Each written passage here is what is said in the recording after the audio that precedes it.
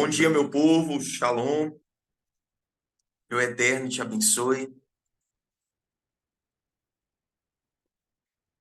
Paula aí. Queridos, nós estamos dando continuidade, né, ao nosso tempo de ensino acerca de libertação infantil, onde vocês estiveram aí, né, com a Arielle. Hoje eu estou aqui retomando novamente. E hoje nós vamos falar um pouquinho sobre cadeias geracionais, tá bom? Eu estou aqui crendo que eu serei breve, mas é porque é uma matéria tão vasta, é um conteúdo tão vasto. Na verdade, queridos, tudo aquilo que a gente tem aplicado aqui, né, é novo. A gente preparou algo específico para esse tempo, mas acaba que uma coisa vai levando a outra, né? E nós queríamos muito poder servir vocês da melhor forma possível. Então, se você tiver alguma dúvida, alguma, né, alguma questão a pontuar, se sinta na liberdade aí de ir compartilhando conosco. Amém? Eu queria te convidar para um tempo de oração. Eu queria te convidar a estar orando, né, ao decorrer desse tempo, da nossa aula, da nossa matéria, para que de fato nós possamos estar sensíveis a ouvir a voz de Deus. Aproveitar que a Arielle está aí, vou gastar ela também para orar para a gente iniciar a nossa aula. E aí eu vou dar seguimento aí, ok? Amém. Shalom, meu povo, bom dia. Vamos orar? Pai, nós te rendemos graças nessa manhã. Engrandecemos o teu nome. Entramos por suas portas com ações de graças e em teus atos com hinos de louvor. Pai, pois o seu nome é digno de ser adorado. Pai, nós te agradecemos por esse tempo de ensino, por esse tempo onde o Senhor tem recalculado talvez a nossa rota acerca das nossas crianças e adolescentes. Pai, nós queremos apresentar diante do Senhor essa aula nessa manhã e declarar, Senhor, que a nossa mente, o nosso coração seja levado cativo ao entendimento da sua palavra. Pai, fere o nosso coração, Pai. Fere o nosso coração, Pai, com um amor por essa geração. Em nome de Jesus, marca o nosso coração com as marcas de amor, Pai, por essa geração. Pai, nós sabemos, entendemos, Pai, que o Senhor é um Deus geracional e que o Senhor se importa com essa geração. Então, Pai, que o nosso entendimento hoje seja aberto, Pai, que a nossa mente receba luz, que o nosso coração receba o fogo do Senhor, para que possamos entender e discernir a vontade, o anseio do seu coração. Que o nosso coração passe a se importar com aquilo que o seu coração se importa, em nome de Jesus. Pai, desde já eu declaro que nós selamos o ambiente onde nós estamos, essa sala de comunicação, Senhor. Pai, nós declaramos, Senhor, que o ambiente físico onde nós nos encontramos seja selado agora. O teto, as paredes, o chão, as saídas de energia, de ar, sinais de comunicação, satélite. Pai, nós saímos debaixo de toda frequência de linha lei, que venha, Pai, tentando deturpar a nossa mente, roubar a semente do nosso coração. Eu declaro, Senhor, em nome de Jesus, que nós possamos estar conectados com o Senhor, alinhando o nosso coração com o seu coração. Pai, eu declaro e proíbo todo e qualquer roubo da semente, distorção de palavras, em nome de Jesus. E, Pai, que o Senhor possa usar o Cassiano como uma boca profética do Senhor nessa manhã. Que o nosso coração receba as revelações que vêm do teu reino, Pai, para esse tempo, para essa geração. E, Pai, que a nossa resposta seja: eis-me aqui, envia-me a mim. Pai, que o Senhor encontre nessa manhã corações dispostos a servir o Senhor da forma que o Senhor, Pai, deseja ser servido. Em nome de Jesus. E nós nos dispomos à tua vontade. Pai, pedimos ao Senhor que guarde a casa, a família, o ministério, Pai, dos nossos irmãos, de todos aqueles que estão aqui, aqueles que vão assistir a gravação depois. Pai, que o Senhor possa cobrir, Senhor, a casa, a família do Cassiano, em nome de Jesus. E nós te agradecemos e honramos o teu nome pela vida do apóstolo Hélio, da profeta Andréia, Senhor, por esse tempo. Em nome de Jesus. Amém e amém. Amém, queridos? Hoje nós vamos falar um pouquinho sobre cadeias geracionais. Só estou aqui abrindo o arquivo, né, para a gente dar um ponto de partida. Cadeias geracionais. E logo eu quero que você tenha um entendimento do que é essa estrutura a qual nós iremos apontar hoje. Porque quando nós falamos, queridos, sobre cadeias geracionais, o primeiro ponto que você precisa ter clareza, que a cadeia nos traz essa marca de um cárcere, uma prisão. Jesus. Calma aí. Ô, gente, é tão difícil fazer duas coisas ao mesmo tempo. Calma.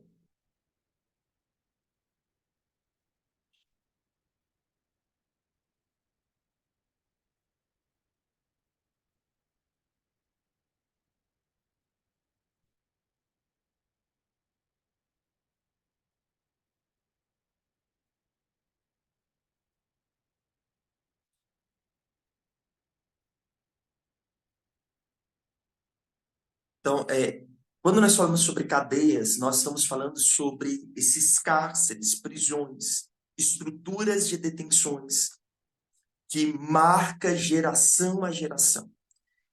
Para a gente começar a ter clareza da matéria de hoje, da aula de hoje, né, desse tempo de hoje, o que você vai aprender é sobre essa estrutura de iniquidade que opera de geração em geração, gerando cárceres espirituais, trazendo contaminações a três áreas sobre a vida da criança: vontade, desejo e personalidade. Vontade, desejo e personalidade. Três estruturas. Nós vamos caminhar, queridos, dentro desse entendimento a partir da palavra do Senhor no livro de Juízes. Abra sua Bíblia comigo no livro de Juízes.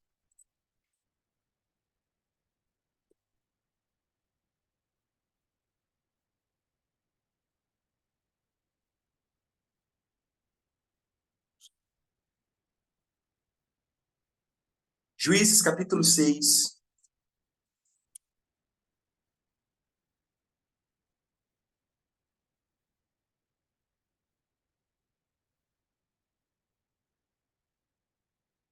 Nós vamos ler do versículo 1 ao 2.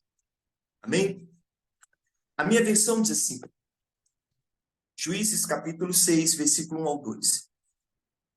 Fizeram os filhos de Israel o que era mal perante ao Senhor. Por isso, o Senhor os entregou nas mãos dos medianitas por 7 anos, prevalecendo domínio sobre todos os medianitas sobre Israel. Fizeram estes para si, por causa dos medianitas, as covas que estão nos montes, as cavernas e as fortificações. Existem 4 palavras-chave dentro desse texto: domínio, covas, cavernas e fortificações. Quando nós nos deparamos, queridos, com essa mensagem, logo em primeiro ponto nós nos aleluiamos, né?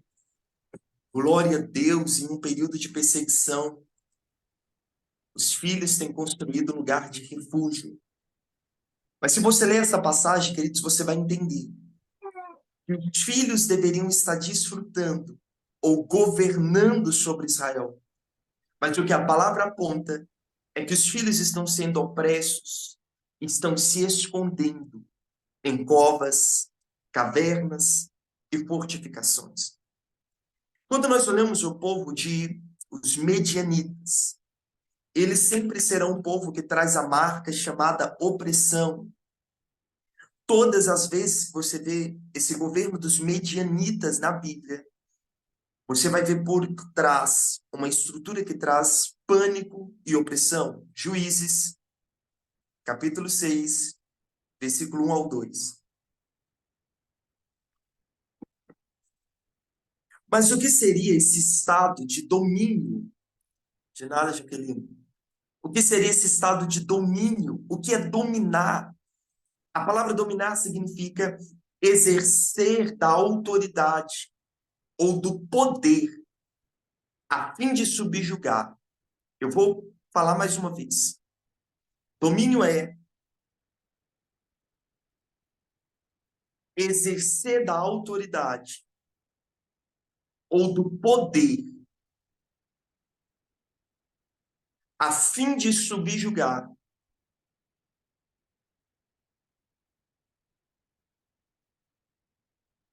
a fim de subjugar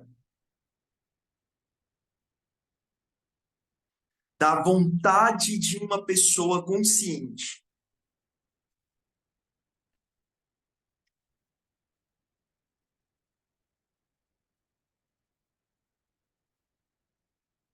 É exercer da autoridade ou do poder por meio de subjugar a vontade de uma pessoa consciente em uma obediência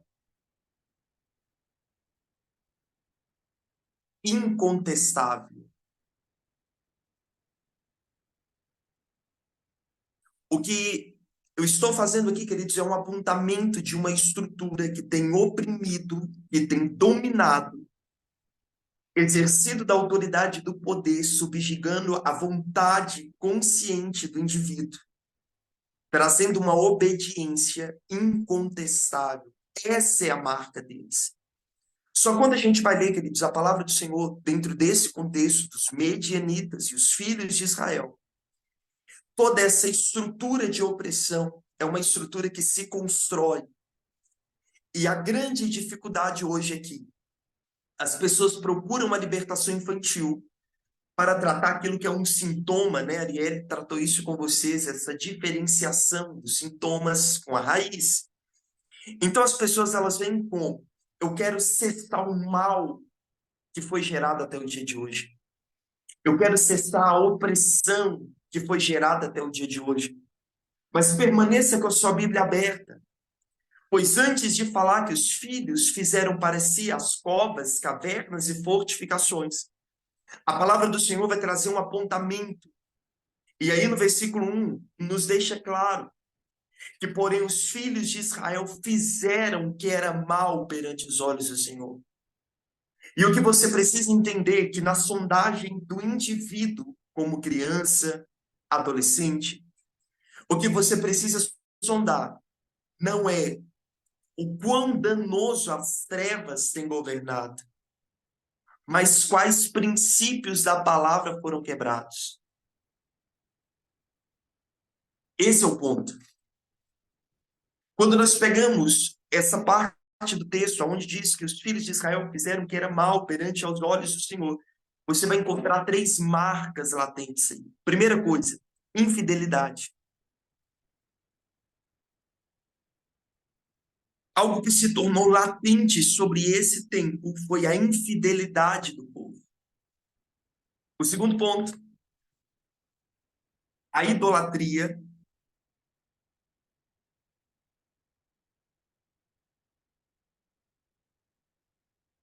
A infidelidade, a idolatria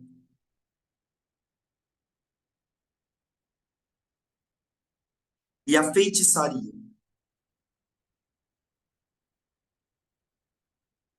Três estruturas, três legalidades que o povo de Israel eles têm caminhado e têm fluído aonde se traz perseguição dos filhos. E você, sondando toda a história, eu te convido até posteriormente, né, começar a ler os primeiros capítulos de Juízes, para você entender o contexto dessa história. Porque quando os pais, eles começam a caminhar, querido, sobre esses caminhos de morte, ele começa a abrir tetos espirituais sobre a criança. É por isso que nós somos vamos enfatizando, né? Criança não tem problema, criança tem paz. Os pais são essa cobertura espiritual sobre a vida da criança, esse teto espiritual sobre a vida da criança. E é interessante que às vezes, né, os pais começam a caminhar sobre rotas de iniquidade e pensa assim: não tem nada a ver. As minhas atitudes não desrespeitam os meus filhos. E aí, quando a gente pega a palavra do Senhor, quando se diz, né, que o que vocês fizeram às escuras, os seus filhos farão à luz do meio-dia. Nós começamos a entender, queridos, que nada se torna oculto e há uma estrutura de iniquidade que se persegue de geração em geração. Todo ato, todo esse elo, toda essa estrutura que percorre de modo geracional precisa ser sondada. Precisa ser sondada, queridos, de um modo sistêmico. Por quê, Cassiano? Porque, queridos, a iniquidade ela opera de modo assim muito sutil. Gente, até agora eu não consegui abrir meu arquivo aqui.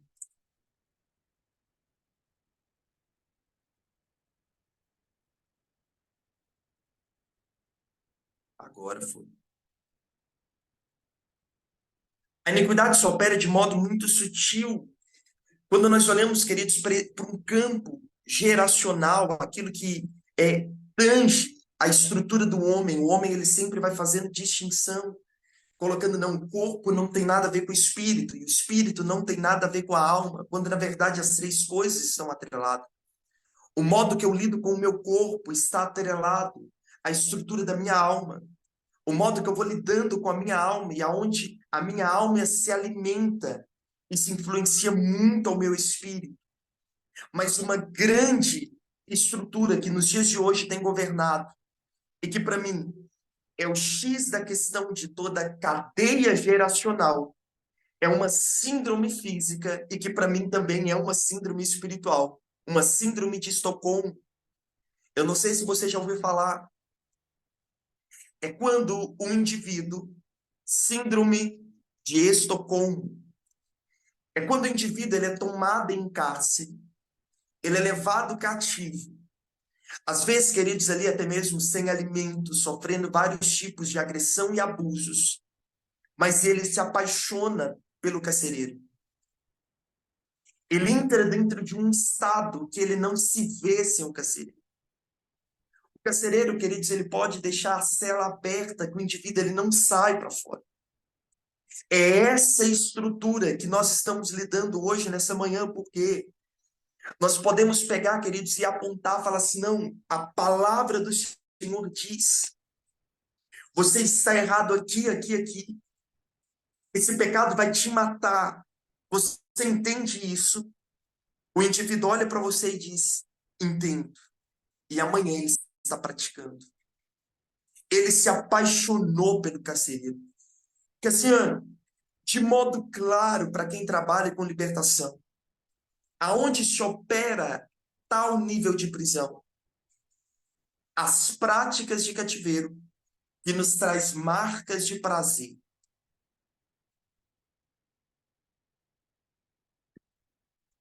Tudo aquilo que gera a estrutura de prazer.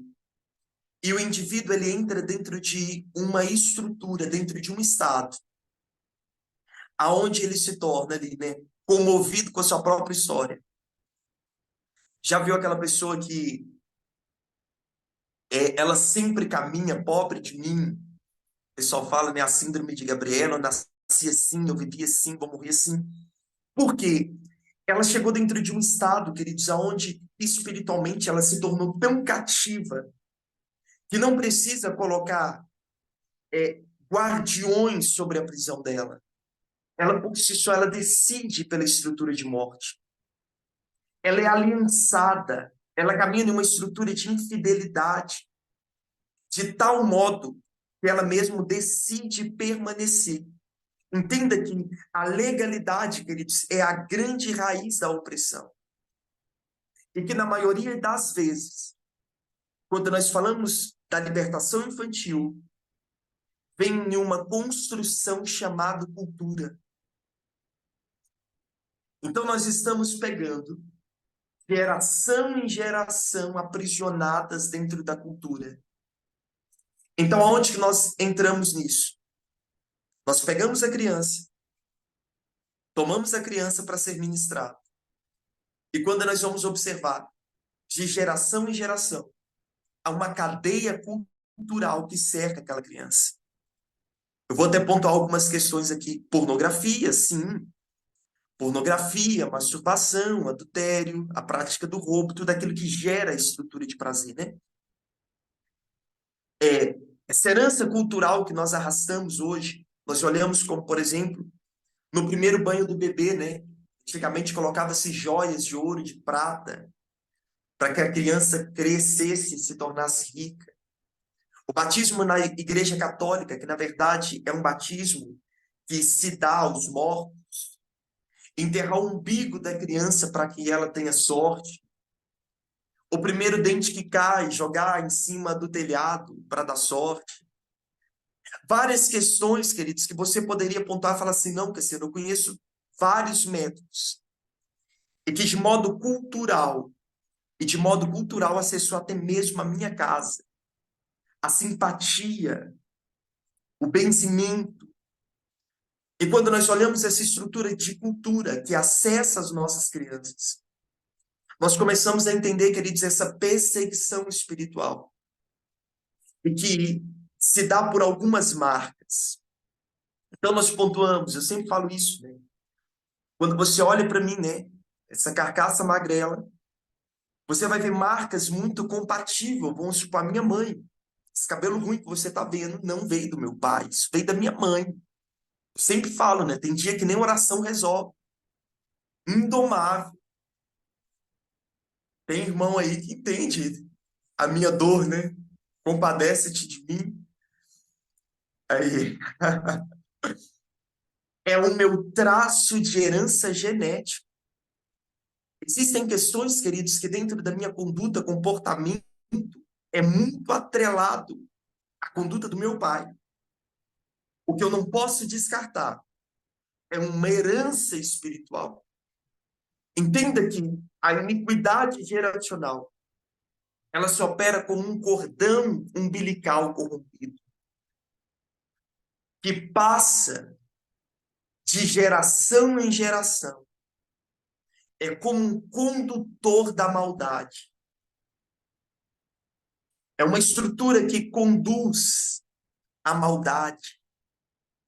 Abra sua Bíblia comigo no livro de Êxodo. Uma passagem muito conhecida, né? Êxodo, capítulo 20. Quem encontrar e puder ler, por favor, versículos 5 ao 6.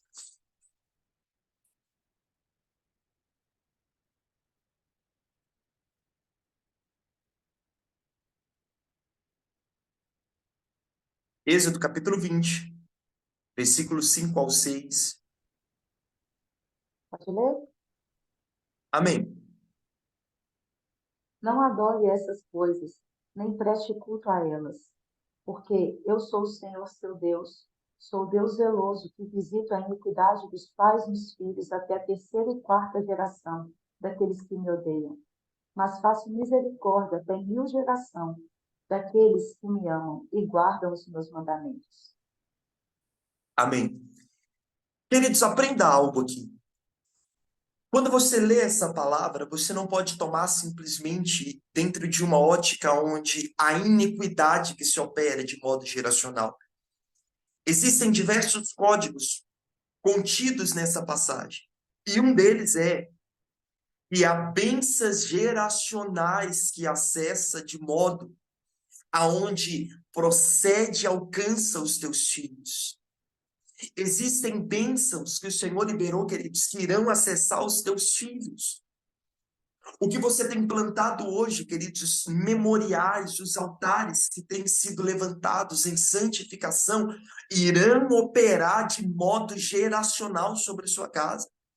Talvez você hoje olhe e fale, Cassiano, eu não vejo, né, nem uma nuvem do tamanho da mão de um homem sobre a minha casa, mas entenda uma coisa, você irá viver e os seus filhos irão desfrutar destes altares a qual você tem erguido dentro desse tempo.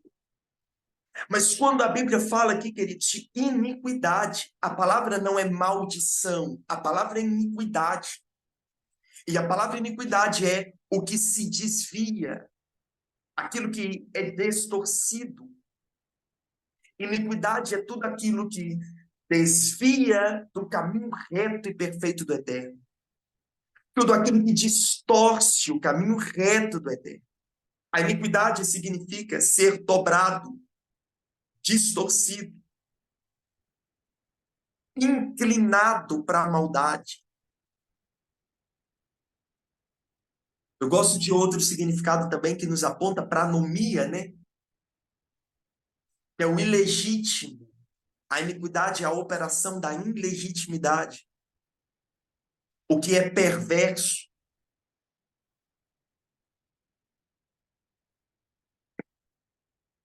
Aquilo que é injusto.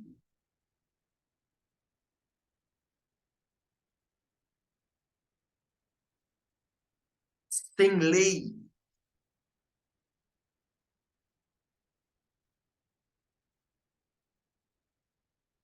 Aonde se burla a lei com culpa.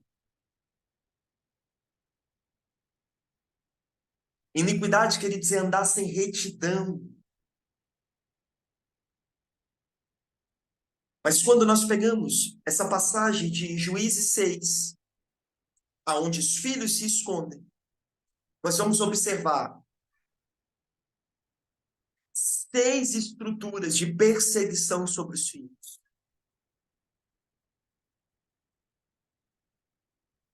Olha só. Pensando que perseguição é essa? Primeiro, escravidão. É a primeira marca. Escravidão. Morte.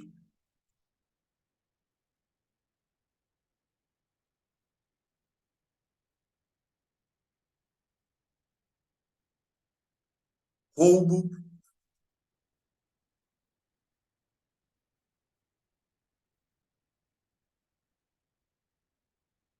Destruição.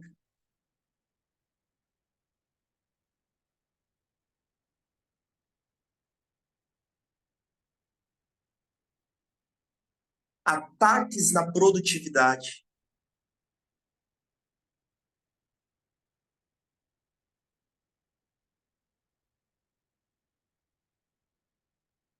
Ataque na produtividade.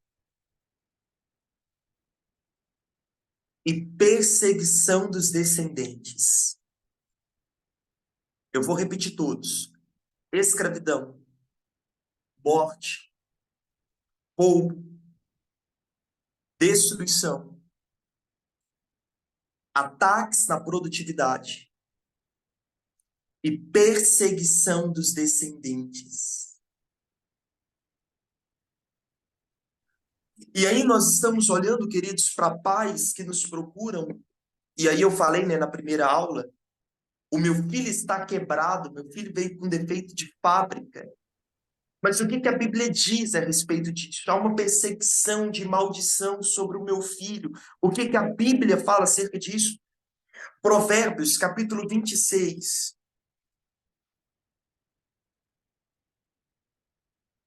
Provérbios, capítulo 26, versículo 2.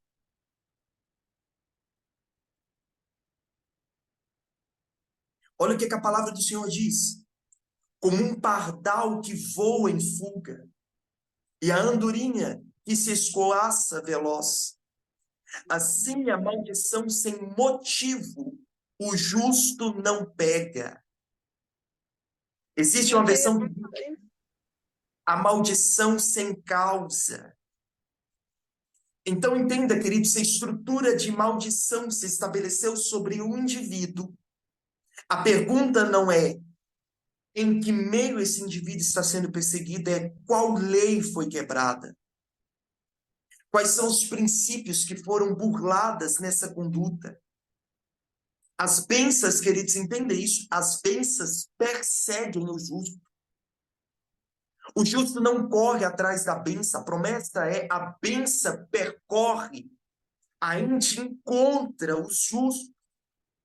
Mas todas as vezes que eu entro numa estrutura de iniquidade, eu me torno um ambiente propício para que as perseguições espirituais se estabeleçam.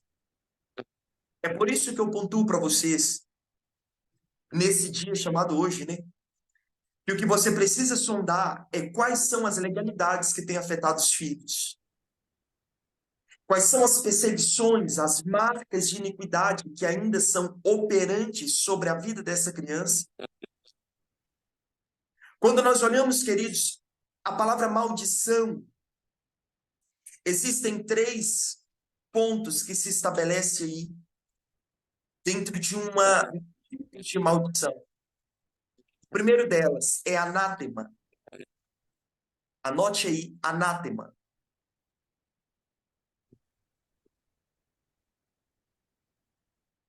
Anátema.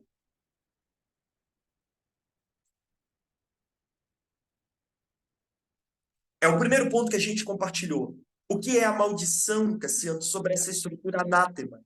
É o castigo pela quebra do mandamento. É a estrutura de maldição que opera pela quebra do mandamento aliança.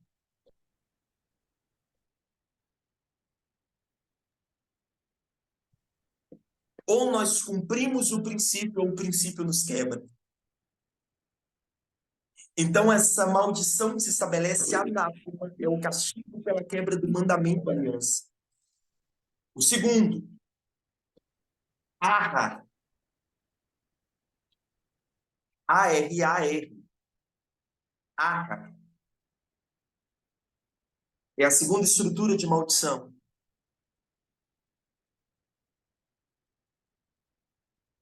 É o estado presente, queridos, da maldição em cumprimento. Cassiano, como que funciona isso? É a maldição que se estabelece por encantamento.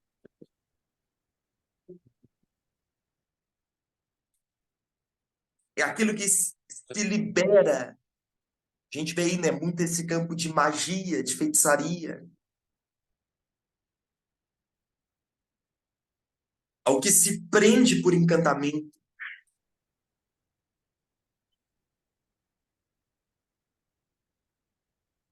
É a maldição que traz a marca, né? Cercar com obstáculos. Cercar com obstáculos.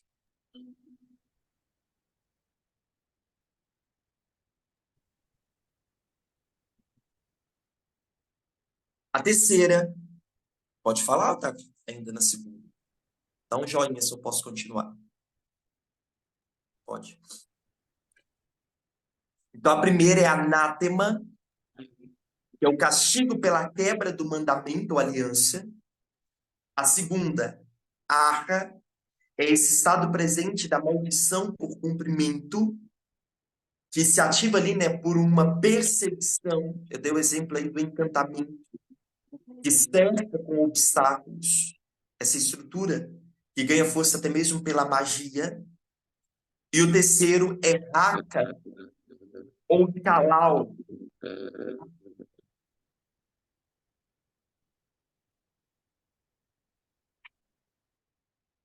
Raca ou calau, que significa praguejar, inflamar. R-A-C-A, raca. Praguejar, inflamar, execrar, xingar,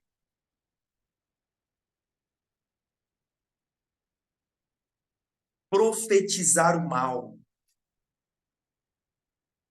São três estruturas de maldições que nós precisamos começar a sondar. Primeiro ponto. Três pontos. E o primeiro ponto que a gente precisa sondar é: será que nós ainda estamos clamando por bênção, querendo viver frutificamente, mas quebrando princípios? Não cumprindo o que a palavra do Senhor estabelece? Não fortificando alianças? Será que ainda estamos debaixo de um comando de feitiçaria? Será que ainda nós estamos caminhando sobre essa estrutura de raca, sobre uma praga, uma estrutura de inflamação que pragueja, que execa? Quando nós falamos, queridos, de maldição, existe uma realidade. A primeira coisa que você precisa entender, a palavra maldição, ela é bíblica. A Bíblia nos aponta isso. A Bíblia nos diz a respeito de maldição. Mas sabe o que eu acho interessante? É que quando nós olhamos para a maldição, nós precisamos ter um entendimento de que a primeira vez que a Bíblia relata sobre maldição, não é o diabo estabelecendo sobre o homem. É Deus que estabelece a maldição sobre o homem. Abra sua Bíblia comigo, no livro de Gênesis, capítulo 3.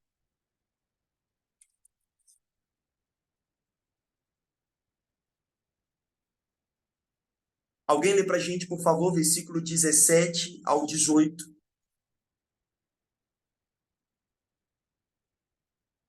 Quem encontrar e puder ler, por favor.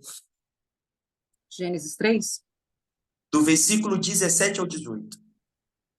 E Adão disse: Visto que atendeste à voz da tua mulher, e comeste da árvore que eu te ordenara não comesses, maldita é a terra por tua causa. Em fadigas obterá dela o sustento durante os dias da tua vida. É aqui? Isso está ótimo. Olha o que a palavra do Senhor está dizendo. O Senhor está liberando uma sentença. O Senhor está liberando, queridos, uma palavra que subjuga.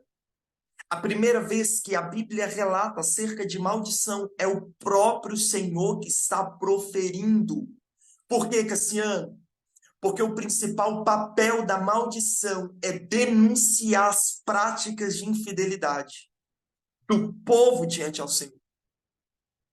Então, se hoje, queridos, você está aí, entenda a proposta de compreender isso, lutando ainda, trabalhando quebras de maldição, sem que haja um coração aquebrantado e contrito em arrependimento pela iniquidade.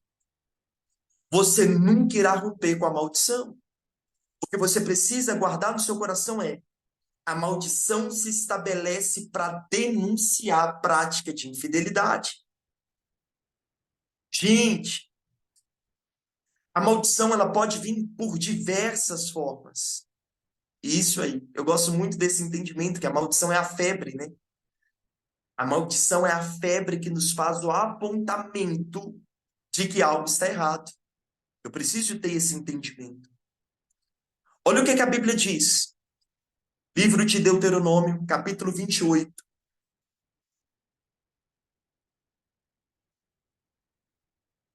Deixa eu abrir aqui.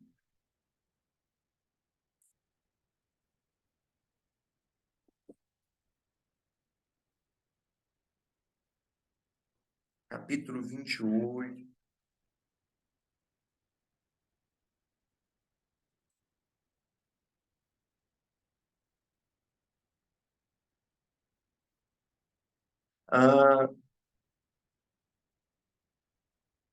Alguém lê para a gente, por favor, do versículo 1 ao 6. Deuteronômio, capítulo 28, do versículo 1 ao 6.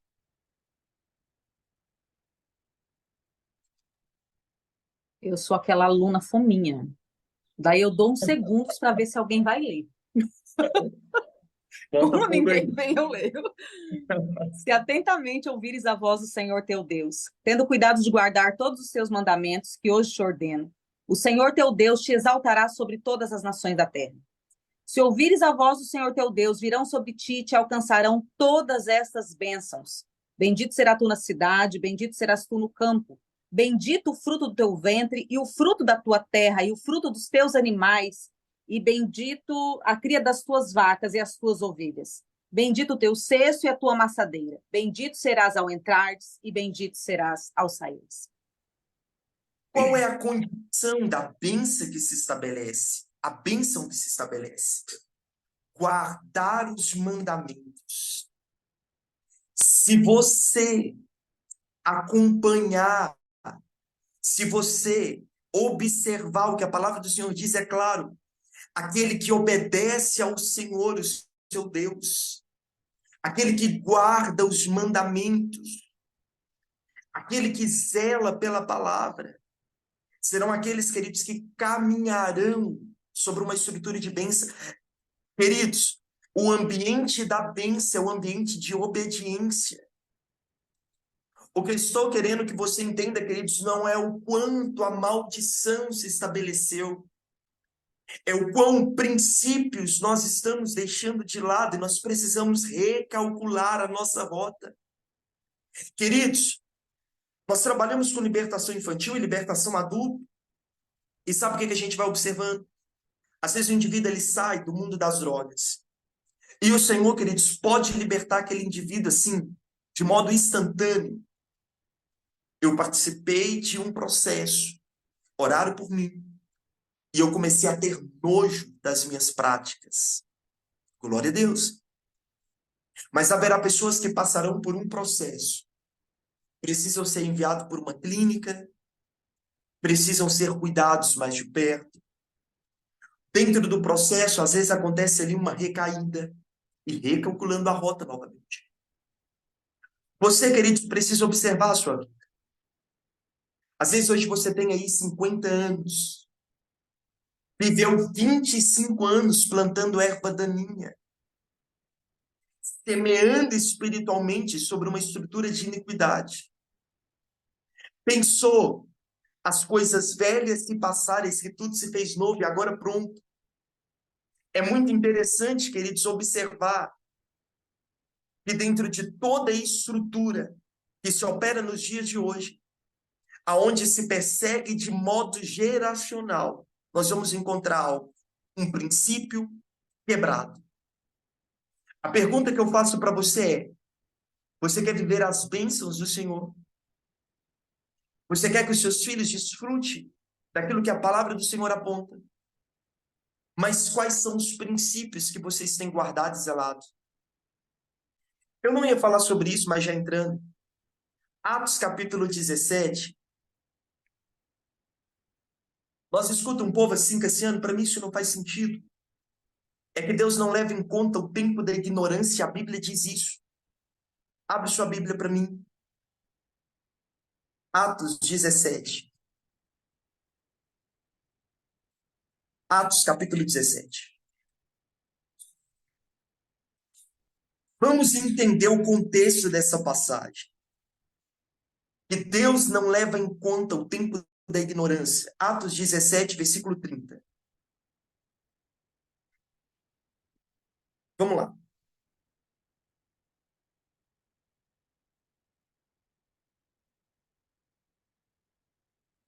Quem lê para a gente Atos 17, 30, só para a gente entender o tempo da ignorância. Eu Posso ler? leio. Pode ler, amigo. Amém. Ora, não levou Deus em conta os tempos da ignorância. Agora, porém, notifica aos homens que todos, em toda parte, se arrependam. 31 Queridos, também? não, tá ótimo. É só esse versículo para a gente fazer uma sondagem. O Senhor não leva em conta o tempo da ignorância. Mas olha o que a palavra do Senhor está dizendo e o comando que o Senhor está declarando: se arrependa. Então, que história é essa? Que no pensamento de que Deus não leva em conta o tempo da ignorância, eu me calo e guardo a minha iniquidade para mim. É uma estrutura, queridos, que não faz sentido. Por quê? A sua confissão sela o seu arrependimento. Você precisa entender isso. A sua confissão sela o seu ato de arrependimento. É por isso que quando a gente chega em Tiago, a palavra do Senhor nos aponta: confessai, pois, as vossas iniquidades uns aos outros. Algumas versões vão dizer pecado, transgressão uns aos outros, para que seja tratado. Hoje eu não vou entrar nisso. Mas existe uma diferença entre pecado, iniquidade e transgressão.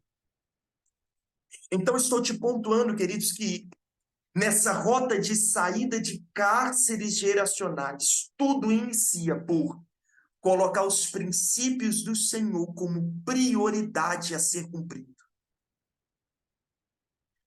É que eu sei, mas sabe, eu não faço. É que eu até entendo, mas eu não consigo praticar. E aí, queridos, nós estamos começando a observar um povo que, síndrome de Estocolmo, se apaixonou pelo carcereiro, é apaixonado pelo carcereiro, E aqui eu quero que você entenda. Existe uma geração que nunca caiu, nunca babou, nunca rangeu os dentes para dizer é possesso, mas a verdade está cativo. É por isso que em Lucas, capítulo 4, verso 18, Jesus está descendo ao deserto, ele chega na sinagoga e ele começa a ler o livro do profeta Isaías. Isaías 61. E Jesus começa a declarar: o Espírito do Senhor está sobre mim, porque ele me ungiu para pregar boas novas aos pobres. Ele me enviou para proclamar liberdade aos presos e recuperação de vista aos cegos, para libertar os oprimidos e proclamar o ano da graça do Senhor. Então ele fechou o livro, devolveu ao assistente e assentou-se. Na sinagoga, todos tinham os olhos fitos nele, e ele começou a dizer: hoje se cumpre as escrituras que vocês acabaram de ouvir. Queridos, Jesus nunca foi em nenhuma prisão física a retirar prisioneiros de cárceres. O que o Senhor está falando é acerca de prisões espirituais. E o que o Senhor está nos trazendo como um alerta nessa manhã é: a infidelidade do seu coração está aprisionando os filhos. A quebra da aliança. É interessante quando nós olhamos para o povo de Israel e quando o Senhor sempre vai confrontando ao povo acerca dos ídolos. O Senhor confronta o quê? Infidelidade. Sabe qual é o problema? Esse primo do Satanás que nós falamos, chamado nada a ver. Aonde nós vemos essa geração fazendo dos jogos virtuais o seu mundo. Pais que olham e pensam, não tem nada a ver, está diante dos meus olhos. É melhor que ele esteja aqui em casa, nos seus jogos, do que estar na rua me gerando problemas. Observa que tudo aquilo que o seu filho está jogando é o que a Bíblia condena.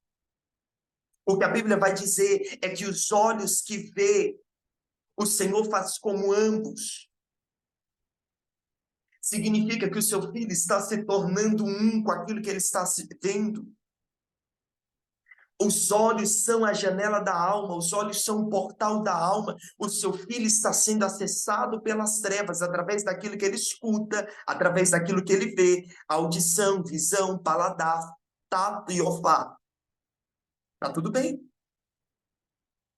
É melhor estar aqui em casa do que dando trabalho lá fora. E é nesse pensamento que o seu filho está se perdendo e você ainda não se atinou. Eu sempre falo, né? Eu não sou pai hoje, não sou pai. Mas eu falo, eu sou tio. Porque chegou aqui em casa, não tem celular, não tem tablet, não tem televisão. A gente extrai o máximo aquilo que é manual. Perdoam pela expressão, né? Mas aqui a gente fala uma geração emburrecida. Aonde essa era virtual, a gente está olhando para elas, não tão inteligente, né? 2 anos de idade. Já sabe manusear um celular. Não, querido, seu filho está tendo seu cérebro é comido. Você não está percebendo. Pergunta da tabuada para ver se o indivíduo de 13 anos vai saber te informar. Começa a sondar o intelecto dessa criança, porque esse indivíduo tem como entendimento de matérias básicas do ensino. O que eu estou te falando, queridos, é de uma realidade espiritual. Quando o Senhor olha para o povo de Israel e confronta a idolatria, o Senhor está falando de infidelidade. Pois tudo aquilo que toma no nosso coração o lugar de Deus é infidelidade. E você não percebeu que os seus filhos estão se prostrando em culto. Eles têm a sua filosofia. Os seus pensamentos e comportamentos são ditados por aquilo que eles acessam. Não é assim que funciona? Nós não estamos olhando para uma geração virtual violenta.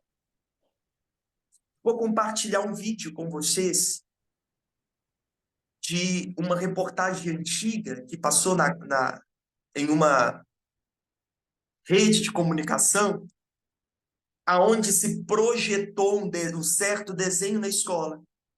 E através desse desenho, as crianças entraram dentro de um estado de possessão. Eu vou compartilhar com vocês. Por quê? É essa estrutura de infidelidade que chega em um determinado momento. O Senhor está olhando para Israel e está falando: Israel, você se fizera pior do que uma prostituta. Porque a prostituta se deita por uma paga de um dinheiro. Mas e você, Israel? Tendo eu como seu Deus o que tem te faltado.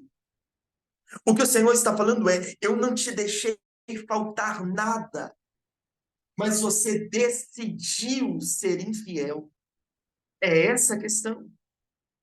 Nós estamos vendo uma geração que se prostra sobre uma estrutura de infidelidade, mas nós não nos atentamos a isso.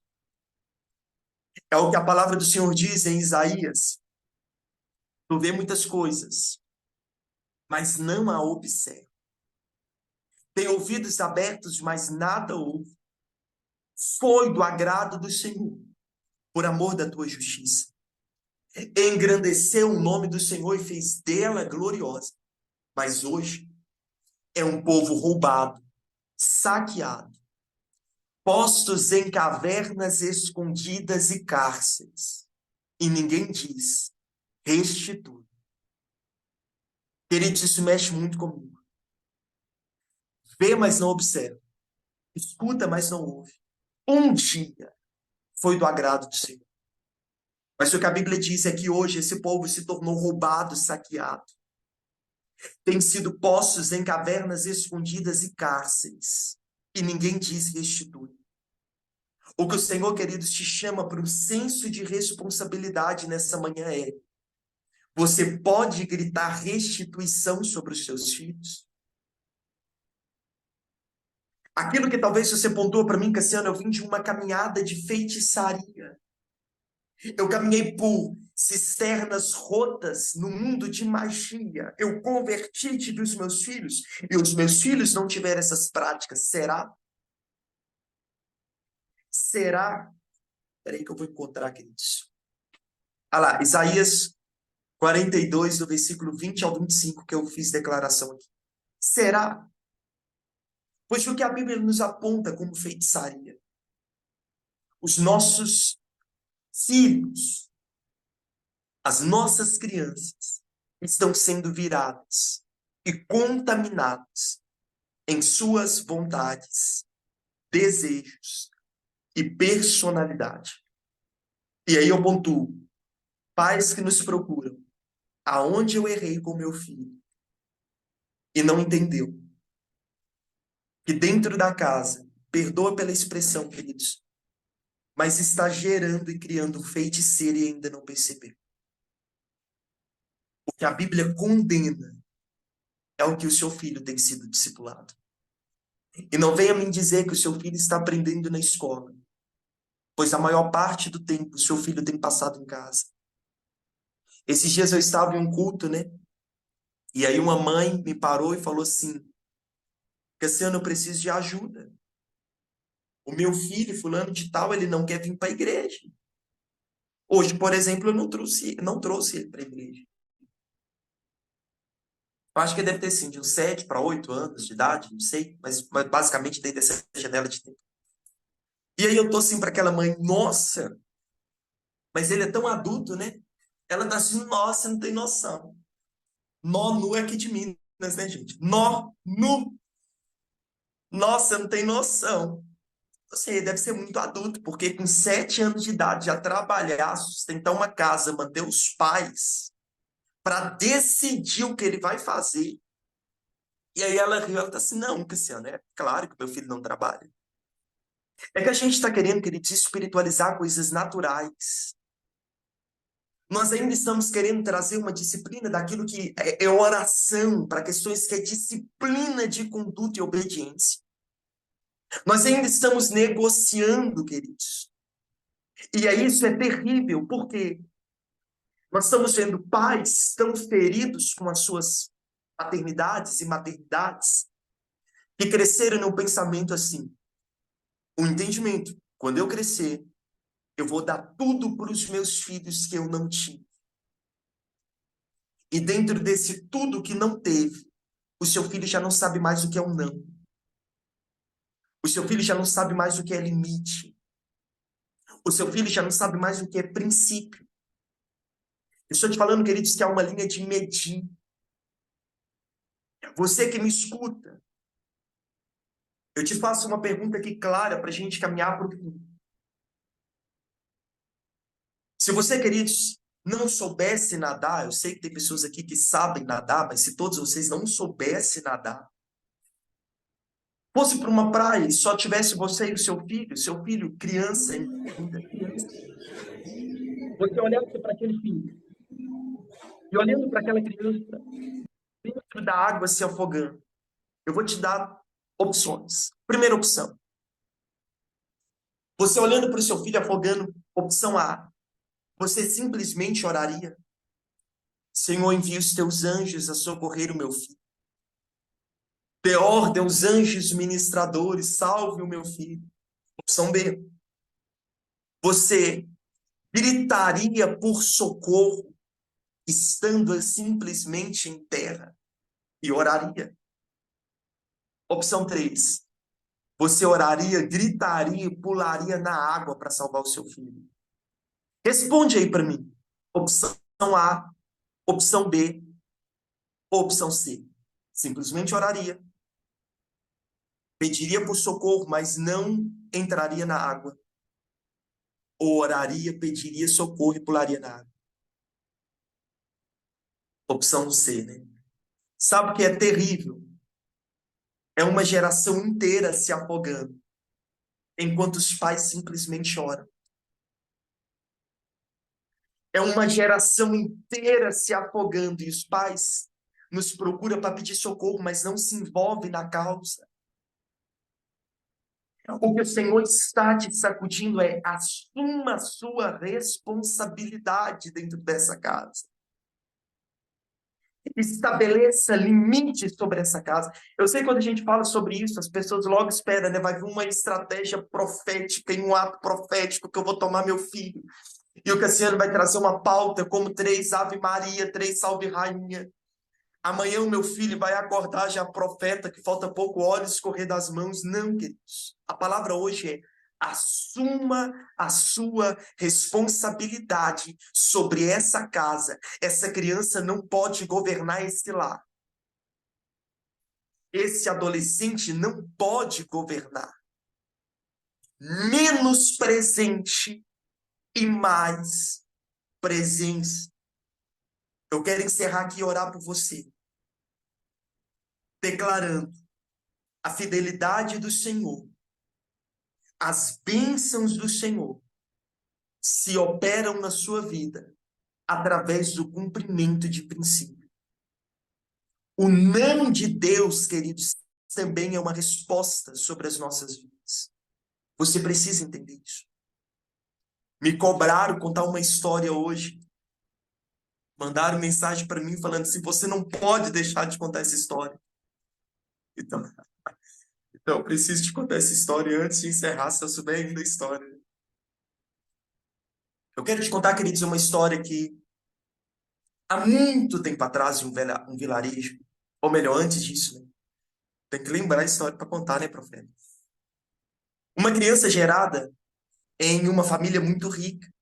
Essa criança, ela sempre teve tudo que os pais poderiam dar, ela não tinha o tempo para desejar, os pais sempre entregavam tudo que ela queria. E um dia, aquela criança em viagem com os pais, eles sofreram um acidente de carro. O carro capotou. E os pais vieram a óbito. Aquela criança, ela foi tomada e foi levada junto com os pais ao hospital. Chegando lá, o médico deu a notícia para aquela criança que os pais haviam falecido. Eles procuraram um parente próximo, queridos, e só encontraram uma tia rabugenta e que não tinha muita paciência e destreza com criança. Ele foi morar com essa tia em um vilarejo. Ele passou muita necessidade com essa tia, porque essa tia sempre foi muito dura. E ainda nesse vilarejo, queridos, aconteceu um dia onde pegou fogo. Essa criança subiu ao mais alto quarto e ela começou, queridos, a gritar na janela: socorro, alguém me ajuda, alguém me ajuda. A tia, já uma idosa, faleceu nesse incêndio. Um ateu estava passando próximo àquela casa no vilarejo, olhou para aquela criança e se moveu por um sentimento que ele nunca havia sentido até então. Aquele homem conhecido como ateu e sempre marcado pela sua ira, pelo seu ódio, aonde ele nunca conhecia até então aquele sentimento. A história diz que ele sobe pelo poste para salvar aquela criança. As suas mãos são queimadas com fogo e mesmo assim ele toma aquela criança e salva a criança. Ele pega aquela criança e leva aquela criança para uma igreja. Ele olha para o líder religioso daquela igreja e diz: você poderia cuidar dessa criança, homem das boas obras? Aquele líder religioso pega para cuidar. Em uma reunião de domingo, eles precisam decidir com quem aquela criança fica. Uma família chamada família Souza se levanta e diz: eu posso cuidar da criança. Eu posso dar tudo que essa criança precisa. Eu posso dar comida, brinquedos, uma boa educação. Aquele ateu que nunca havia entrado em uma igreja antes, ele entra naquela igreja e diz: eu posso ficar com a criança. Aquele líder religioso diz: Deus de Salomão me traz sabedoria. Como que eu vou lidar com isso? E o Senhor fala para aquele líder religioso: permita com que a criança escolha. Aquele ateu olha para aquela criança e diz: eu não posso te oferecer nada como a família Souza. Ele coloca as mãos para aquela criança e diz: olhe para as minhas mãos. Eu tenho marcas de amor. Mãos queimadas pelo fogo quando salvou aquela criança. Ele fica com a criança. Aquela criança olha para aquele pastor e diz: pastor, líder religioso, eu não posso ficar com a família Souza. Esse homem carrega marcas de amor. Um dia, em uma feira naquela aldeia, naquele vilarinho, aquela criança começa a falar com aquele ateu: eu quero ir, com muita persistência. Aquele ateu está falando: não, porque eles falam dentro dessa exposição é tudo mentira. E ele começa a percorrer naquela exposição e ele vê uma imagem de Cristo, o Cristo segundo a Igreja Católica. E quando ele se depara, a criança ela fica emocionada a chorar. E aquele ateu olha para aquela criança e diz: vamos embora. Eu sabia que não iria te fazer bem. O que se fala a respeito disso é uma mentira. Não é verdade o que eles pregam. Aquela criança olha para aquele ateu e diz: é verdade. Eu não conheço esse homem que está ferido na cruz, mas ele é real. Aquele ateu insiste e aquela criança rebate. E uma hora aquele ateu olha para aquela criança e diz: então me prova que esse homem que está pregado na cruz é real. Aquela criança olha para o ateu e diz: olhe para as mãos dele. Ele carrega marcas de amor. Esse homem é real. Aonde que eu quero encerrar, queridos, com você dentro dessa história? Eu queria encerrar aqui, queridos, com você olhando para suas mãos. A gente vai orar agora. E eu queria te perguntar: as suas mãos marcadas por amor? Você consegue salvar uma criança que está gritando sobre um grito silencioso, aonde a política não consegue ouvir esse grito? Aonde a educação brasileira não consegue ouvir esse grito? Aonde somente a igreja é capaz de ouvir o grito dessa geração? As suas mãos ainda carregam marcas de amor. Eu quero encerrar aqui, te convidando a orar, para que as nossas mãos carreguem marcas de amor. Amém? Eu queria pedir a Arielle para conduzir esse tempo de oração. E aqui, queridos, nós já encerramos. Ok? Arielle? Meu Deus, essa história sempre mexe comigo, né? Mas, Pai, em nome de Jesus, que o Senhor coloque em nosso coração, que o Senhor, como eu disse no início, que o Senhor possa ferir o nosso coração nesse tempo. Pai, fere o nosso coração de amor. Amor, Senhor, por essa geração. Amor, Senhor, pelas crianças. Amor, Senhor, pelos adolescentes, que nós possamos entender, Pai, que as crianças não são a igreja de amanhã, elas são a igreja de hoje. Pai, que em nossa posição hoje, amamos ministrar, pregar, fazer acontecer para os adultos, mas fere o nosso coração com a importância que devemos dar a essa geração. Senhor, não nos deixe falhar na nossa missão. Não nos deixe, Senhor, chegar diante de Ti e quando o Senhor perguntar cadê a geração, e não termos uma geração para apresentar. Não nos permita, Senhor, ser negligentes com essa geração. Pai, que o Senhor possa começar a queimar o coração, Senhor. Pai, que o Senhor possa começar a marcar as mãos dos pastores, dos pais, dos ministros. Pai, daqueles que estão aqui nos ouvindo nessa manhã, aqueles que vão nos ouvir depois. Senhor, que o Senhor comece a abrir os olhos, que eles possam olhar para as suas mãos, e se não tiver marca, Senhor, que o Senhor comece a marcar as mãos, Pai, desse povo que nos ouve nessa manhã. Pai, e que o Senhor abra os nossos ouvidos a ouvir o grito silencioso das nossas crianças. Pai, o grito silencioso das nossas crianças que diz: salva-nos, não desista de nós, não nos abandone, não nos deixe. Não diga que não somos, que não diga que somos uma geração que não vale a pena insistir, Senhor. Que nós possamos, Senhor, olhar para essas crianças e adolescentes e ver o que o Senhor vê. O que o Senhor vê, Pai, uma geração forte, uma geração que é uma geração profética, uma geração que carrega uma voz profética. E, Pai, que tem sido roubada porque nós negligenciamos aquilo que o Senhor tem imprimido em nosso coração. Fechamos os olhos, Pai, e te pedimos perdão por fechar os olhos para essa geração. Pedimos perdão, Senhor, por deixar uma babá eletrônica conduzir o coração das nossas crianças e adolescentes. Te pedimos perdão, Senhor, por não termos abraço, por não termos colo, por não termos uma palavra para essa geração, mas permitir, Senhor, que os pedófilos, os abusadores, Senhor, que são infelizmente conduzidos e também que foram crianças feridas, ter colo, ter abraço, ter palavras que essas crianças querem ouvir. Senhor, nos perdoe como pais por adulterar com a noiva de Cristo, por amar mais a igreja do que a nossa família, por amar, Senhor, mais o altar, mais a plataforma do que a nossa família. Nos perdoe, Senhor, por pastores que sabem conduzir um rebanho de ovelhas adultas, mas não enxergam o rebanho das crianças que precisam ser pastoreadas. Nos perdoe, Senhor, por negligenciar a cobertura. Nos perdoe, Senhor, por negligenciar, Senhor, o afeto e a afeição pela vida dos nossos pequeninos. Perdoe, Senhor, por lançar as nossas pequenas ovelhas em precipícios e não usar o nosso cajado, Senhor, para resgatá-las, para cuidar das feridas.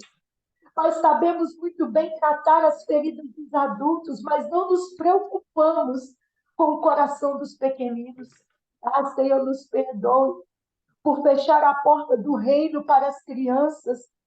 Nos perdoe, Senhor, por fechar e por impedir delas chegarem até o Senhor, nos esquecendo do que o Senhor tem dito. Não as impeçam, porque delas é o reino dos céus.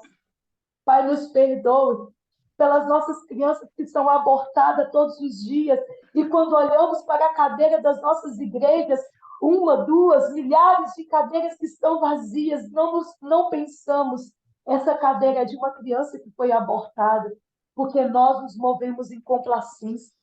Nos movemos, Senhor, ou melhor, nos paralisamos quando não abrimos a nossa boca para ser boca de Cristo na vida dessas crianças. Mas, Senhor, eu sei que o Senhor tem um propósito. Quando o Senhor direcionou o nosso apóstolo a aula sobre o ministério infantil dessa semana, tem pessoas aqui que estão paralisadas e que abandonaram, e que lançaram, abriram mão dos seus ministérios infantis. Pais que já abriram a boca para dizer que não tem jeito, mas essa semana o Senhor está mostrando que tem jeito sim, porque delas é o reino dos céus. Então, Pai, que o Senhor coloque em nosso coração, imprima-nos, ó Pai, a nos posicionar com relação a essa geração, e nós declaramos: nós não perderemos essas crianças, nós não perderemos esses adolescentes. Pai, as nossas crianças não dão problemas, elas dão frutos, mas nos ensinem a ser bons cultivadores dessas sementes, para que elas se tornem árvores frutíferas de frutos permanentes. Em nome de Yeshua HaMashiach, é o que te pedimos nesta manhã, Senhor. Queime o coração dos pais, dos pastores, dos ministros, Pai, dos apóstolos de crianças, dos profetas de crianças, dos evangelistas de crianças, Pai, dos pastores de crianças, Pai, dos mestres de crianças que estão aqui nos ouvindo. E, Pai, nos dê, Senhor, em nome de Jesus, coragem para confrontar esse sistema e resgatar as nossas crianças. Em nome de Jesus, é o que te pedimos nesta manhã. Amém. Amém, queridos? Eu quero aqui pontuar para você que se no desenvolvimento do dia você tiver alguma dúvida, alguma pergunta, só entrar em contato comigo, com a Ariel. Observação, isso aqui eu quero deixar isso grifado. Dúvidas referente àquilo que a gente tem compartilhado, dúvidas referente a questões que envolvem a área da infância. E eu sei que algumas pessoas acabam procurando direção. E não se esqueça que nós temos um apóstolo que tem nos direcionado. Então, esse lugar, essa posição não é minha e essa posição não é da Ariel. Tudo aquilo que você precisa como direção, vá de encontro ao seu apóstolo, vai gritar lá: pai, socorre-me a sua filha que vem gritando. Mas se você tiver dúvidas referente ao ministério, referente à questão infantil, entre em contato conosco. Tá bom? Profeta? Amém, queridos. Obrigada por esse tempo. Amanhã a gente vem, né? Novamente. O último dia da semana. Eu espero, em nome de Jesus, que o Senhor proporcione outros tempos como esse. Tem sido muito precioso. Que o Senhor abençoe vocês. A gente volta amanhã no mesmo horário. Amém? Shalom, shalom, queridos.